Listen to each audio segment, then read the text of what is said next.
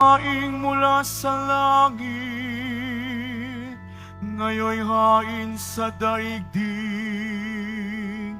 handog ng kaibig-ibig, kailan may di masasain. Paghahain nilahat ng ialay sisaan, ang korderong nagliligtas,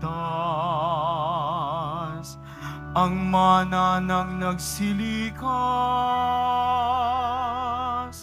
Pastol naming mapagmahal,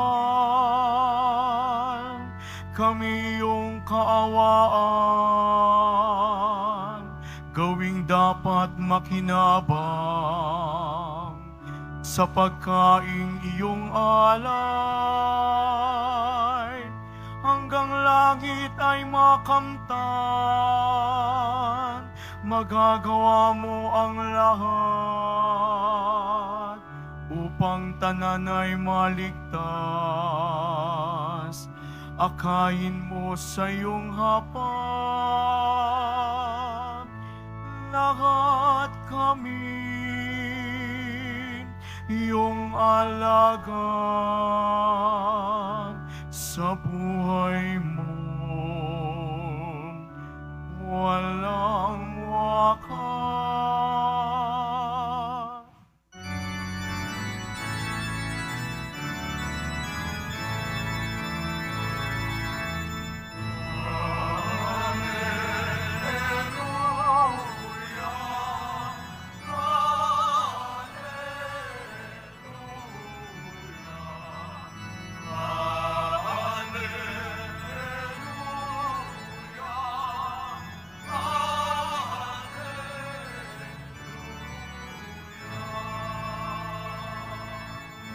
Pagkaing dulot ay buhay, si Jesus na poong mahal. Buhay natin siya kailanman.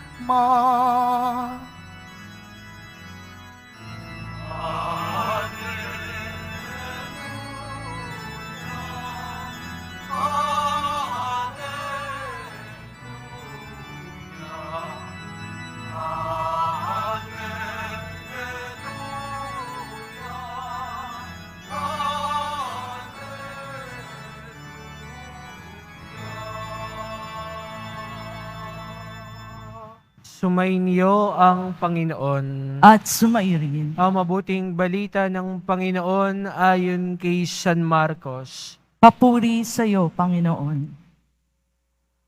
Unang araw ng pista ng tinapay na walang lebadura, araw ng pagpatay ng kordero para sa Paskwa, tinanong si Jesus sa kanyang mga alagad, "Saan po ninyo ibig na ipaghanda namin kayo ng hapunang pangpaskwa?" Inutusan niya ang dalawa sa kanyang mga alagad, "Pumunta kayo sa bayan. May masasalubong kayong isang lalaki na may dalang isang bangang tubig. Sundan niyo siya sa bahay na kanyang papasukan at sabihin ninyo sa may-ari, ipinatatanong po ng guro kung saang silid siya maaring kumain ng hapunang pangpaskwa, kasalo ng kanyang mga alagad, at ituturo niya sa inyong isang malaking silid sa itaas sa meron ng kagamitan.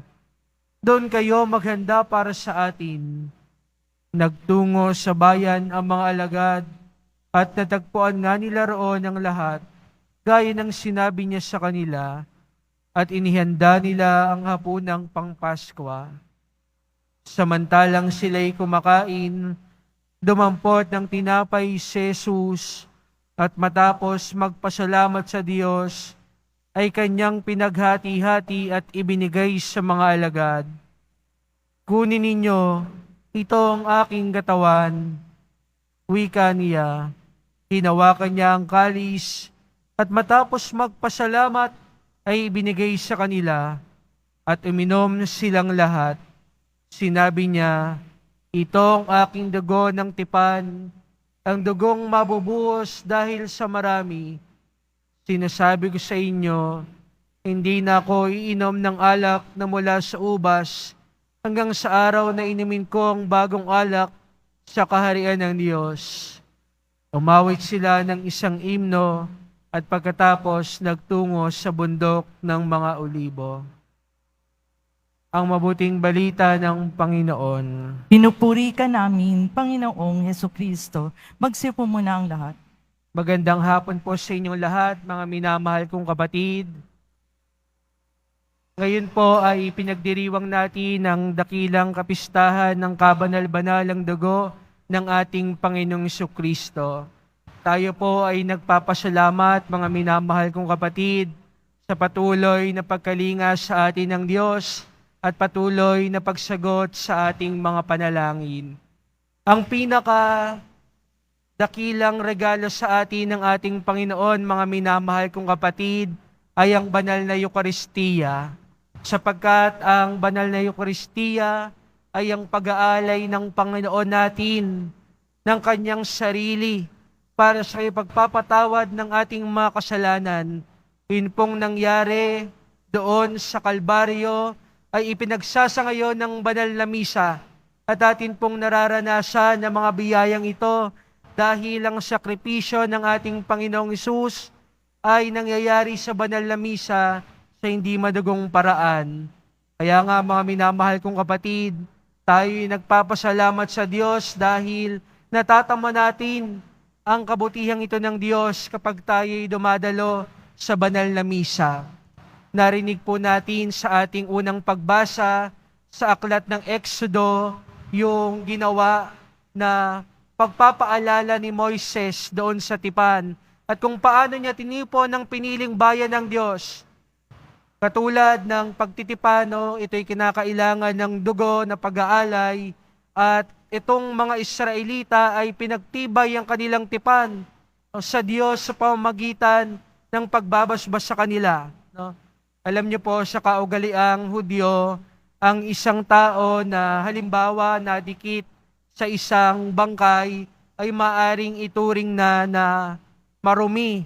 At upang siya ay ituring na malinis muli ayon sa kautusan, kailangan ay kumuha siya ng sinunog, yung abo ng sinunog na mga alay at ihalo ito sa tubig. At ito yung magiging dahilan, no? Ang bagay na ito, ang paglalagay sa kanyang ulunan na magiging dahilan upang siya'y mapatawad sa kasalanan. Sa atin po, sa bagong tipan, tayo ay natubos na ng ating Panginoong Jesucristo. At ano yung pinangtubos sa atin sa ikapagpapatawad ng kasalanan? Yung kanyang sarili. Kaya nga sabi sa aklat ng Hebreo, ang ating Panginoon, ang siyang pumasok doon sa templo bilang alay at nag-aalay. At yung kanyang ginawang sakripisyo ay minsanan lang. Hindi tayo kailangan paulit-ulit na iligtas ng ating Panginoon. Hindi tayo kailangan paulit-ulit na mag-alay sapagkat yung kanyang pag-aalay ay isang beses lang at para sa atin ng lahat. Alam niyo po, yung mga biyayang iyan, tinatanggap natin sa banal na misa. Yan po yung dakilang regalo ng Diyos sa atin. Bakit? Kahit na hindi tayo deserving, kahit na paulit-ulit tayo nagkakasala, patuloy ang pag-aalay ng Diyos, anak, sa Ama. At sa bawat misa, tayo'y nakikisabay sa pag-aalay na ito ng ating Panginoong Jesucristo sapagkat ito lamang ang marapat na alay sa Ama. Kaya nga po, gano'n na lang ang pagpapahalaga na dapat nating ibinibigay kapag tayo ay nagsisimba at kapag tinatanggap natin ang ating Panginoon. Bakit? Kung sa ibang pananampalataya at ibang relihiyon, sasabihin, simbolo lang naman yan. Tayo, naniniwala tayo na ang banal na tinapay, ang alak, ay tunay na katawan at dugo ng ating Panginoong Jesucristo. At paano natin napapatunayan yan? Dahil sinabi ng Diyos. Ang kanyang mga salita, mga minamahal kong kapatid, at paglukob ng banal na Espiritu ang nagiging dahilan upang maisakatuparan ang pangako ng Diyos sa atin na inaatas niya sa mga alagad na ipagpatuloy hanggang sa wakas. Kaya nga pag binabanggit ang mga salitang ito ng ating Panginoon sa konsekrasyon, no, ang tinapay, bagamat anyong tinapay, ay ang katawan na ng ating Panginoong Jesucristo. Ang kalis, ang alak, bagamat nananatiling sa katangian ng kalis, sa katangian ng alak, ay ang totoong dugo ng ating Panginoong Jesucristo. Kaya nga po, maiintindihan nyo, no, every particle, no, nung tinapay na iyan, no, kahit gaano kaliit, ay parte ng katawan ng ating Panginoong Jesucristo. Kaya nga, ito ay ginagalang natin. Diba? Kaya pag tayo tumatanggap sa kamay, inuubos natin. Bakit? Sapagkat, no, ito ay ang ating Panginoon, gaano man ito kaliit. Yun nga lang, yung iba ay pinagsasawalang bahala. No, yung iba pinaglalaruan, no, dinedesecrate yung ostya. Bakit? No, sapagkat hindi nila nauunawaan ang mga bagay nito. Alam niyo po, kung atin lamang maunawaan ano yung ating tinatanggap, maglalaan tayo ng mahabang panahon dito. Bibigyan ko po kayo ng 2 santo. Lahat po, no, ay nagbibigay at naglalaan ng panahon sa harap ng banal na sakramento. Kilala niyo po si Mother Teresa. Di ba po ang dami niyang apostolate? Tumutulong siya sa mga nangangailangan. No?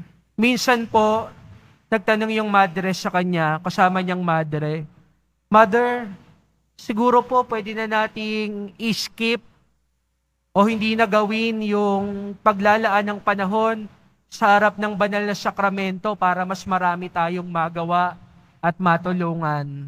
Siguro naman po dahil ginagawa natin ang gawain ng Diyos, sapat na po iyan.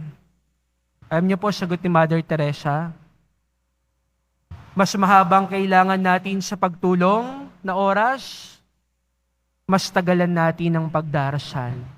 Bakit? Walang saysay yung ginagawa mo kahit gaano yung kadakila kung hindi yan nagmumula sa Diyos. Kung hindi pinagmumulan ng ang Diyos ng iyong paggawa ng mabuti, ano pang pinagkaiba mo sa gumagawa naman ng mabuti kahit hindi naniniwala sa Diyos? Tayo, gumagawa tayo ng kabutihan, tumutulong tayo sa kapwa dahil ito yung ating tinatanggap, no? Yung biyayang ating tinatanggap na kabutihan ng Diyos, ano yung bunga niyan? Paggawa at pagtulong sa kapwa. Kaya nga pag nananalangin tayo at nakikipag-isa sa Diyos at sinusunod natin ang kanyang kasulatan, imposibleng hindi tayo mabago nung ating tinatanggap. Kaya po magtaka tayo. Pagka araw-araw tayong nangungumunyon, linggo-linggo tayong nasimbahan, tapos walang nababago. Baka hindi tayo handa, hindi handa ang ating kalooban. Kailangan natin mag-examine, no? Mag-examination of conscience. Baka hindi na ang kalooban ng Diyos ang ating ginagawa. Kaya mga minamahal kong kapatid, iniimbitahan ko po kayo, no, sa mga biyayang itong ipinagkakaloob at patuloy na ibinibigay sa atin ng Diyos sa banal na misa. Sana po yung mga susunod na pagkakataon natin na pagdalo ng misa, paghandaan po natin ito spiritually. Dito po sa Quiapo, no, except lang sa linggo, araw-araw po ang ating kumpisal.